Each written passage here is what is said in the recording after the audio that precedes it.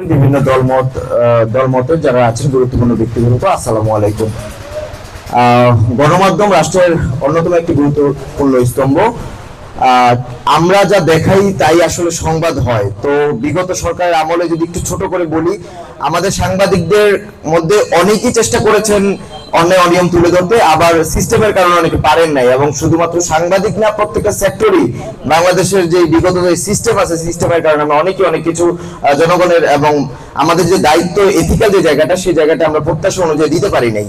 তারপরও আমি আমার সাংবাদিকতা জীবনে ফেসিস্ট সরকারের অনেক অন্যায়কারী অনিয়মকারীর বিরুদ্ধে লিখতে গিয়ে আমি রক্তচক্ষুর সম্মুখীন হয়েছি, হামলা মামলার সম্মুখীন হয়েছি। এখন আজকে 5ই আগস্ট গণ অভ্যুত্থানের পর জনগণের ছাত্র জনতার যে একটা গণ অভ্যুত্থান হয়েছে, তারপর আমরা নতুন একটা বাংলাদেশ পেয়েছি, এটা আমরা আশা করি। আজকে এখানে প্রত্যেকটা দল এবং মতের মানুষ আছে, এটা খুবই আনন্দজনক এবং আনন্দজনক বিষয়। এবং আমি আমার সাংবাদিকতা জীবনে ওপেন হাউস ডেতে এই প্রথম বক্তব্য রাখছি।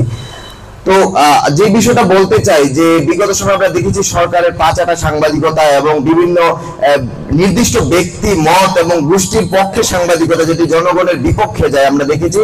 এবং আমাদের এই কার্যক্রমে জনগণ ফুঁসে উঠলেও এটার কোনো প্রতিবাদ করতে পারতো না, কারণ আমাদেরকে নির্দিষ্ট কোনো ব্যক্তি শেল্টারে রাখতো। তো আমরা চাই এই শেল্টার মুক্ত সাংবাদিকতা, নির্দিষ্ট কোনো দলের নির্দিষ্ট কোনো মতের পক্ষে সাংবাদিকতা কোনো এথিক্যাল সাংবাদিকতা হতে পারে না। নতুন বাংলাদেশে আমরা চাই প্রত্যেকটা দলকে নিয়ে, প্রত্যেকটা মতের মানুষের কথা নিতে। এবং আমি আজকের এই জায়গা থেকে যারা বিগত সময়ে আমাদের সাংবাদিকদের মধ্যে যারা কাজ করেছে, অনেকে সীমা লঙ্ঘনও করেছে, তাদের যাতে কেউ শেল্টার না দেয়, সেজন্য আমি আজকে রাজনৈতিক দলের যারা নেতাকর্মী আছে তাদেরকে শেল্টার দিলে আমাদের গণমাধ্যম যে নতুন বাংলাদেশের স্বপ্ন আমরা দেখেছি সেটা আমাদেরকে হবে না।